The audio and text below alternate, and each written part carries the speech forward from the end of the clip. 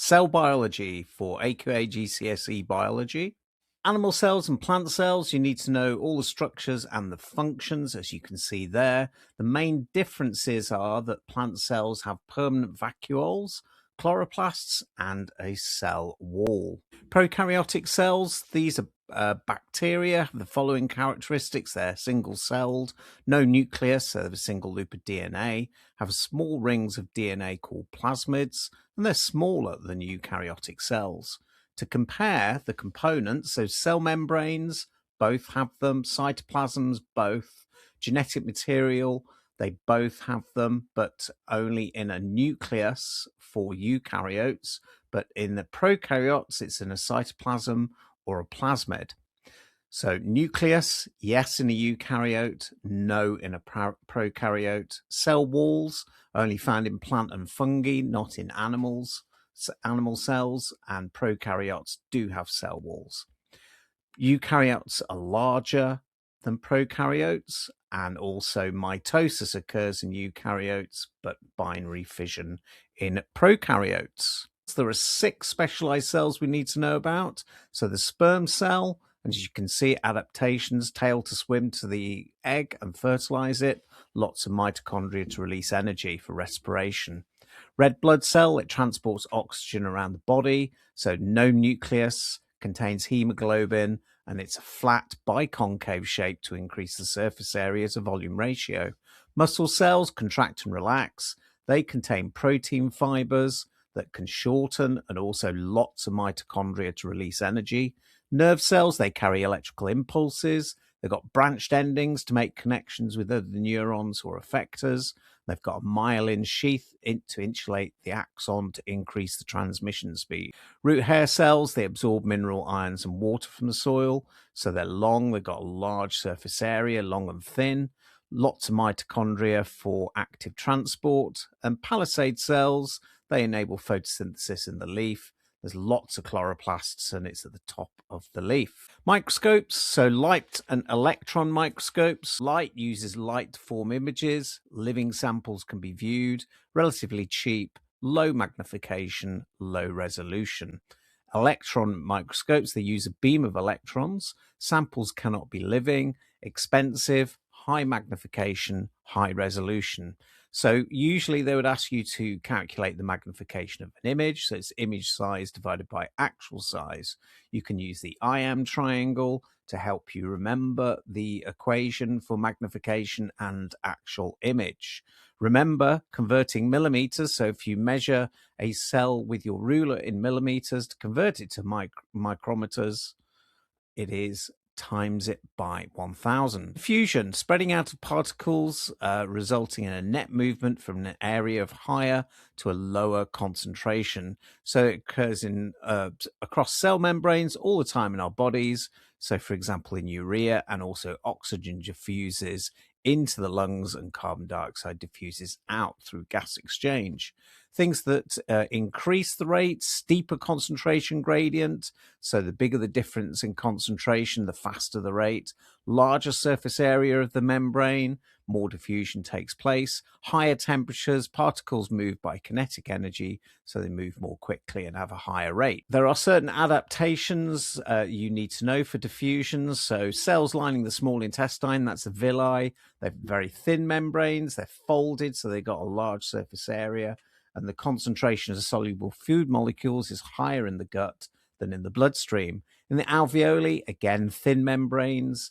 Alveoli, I wouldn't say folded as such. There's just many millions of them that increase the surface area.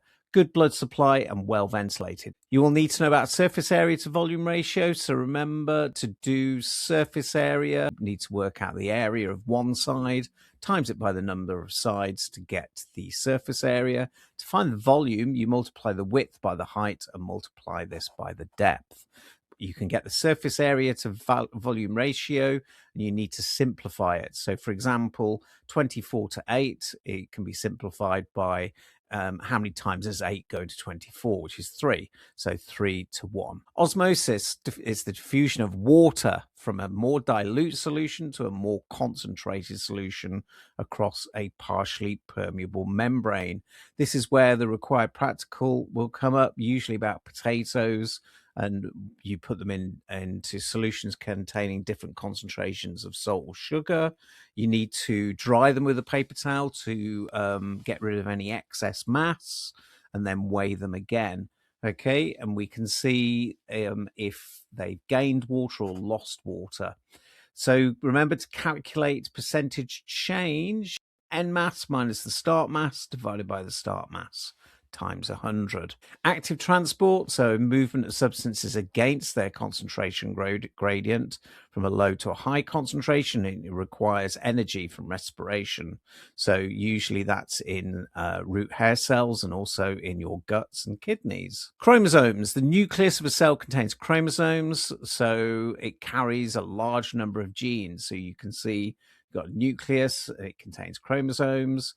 Each chromosome carries a large number of genes, and chromosomes are made of DNA. Cell cycle, so body can form 2 identical daughter cells by going through the cell cycle. So cell division is by mitosis. So if you look at stage 1, so the cells are growing bigger, DNA replicates, you increase the number of subcellular structures such as ribosomes and mitochondria. Stage 2, you got mitosis, so each set of chromosomes is pulled to each end of the cell, the nucleus divides. And then stage 3, the cytoplasm and cell membrane divide to form 2 genetically identical daughter cells. This is known as cytokinesis. Stem cells. What are stem cells? They are undifferentiated cells, okay? They can produce more stem cells of the same type, but they can also differentiate into any type of stem cell if they're embryonic stem cells. Why are they important? Well, bone marrow of adult animals contains stem cells that are able to differentiate into several types of cell. Scientists can clone stem cells from human embryos and produce many types of human cells from them.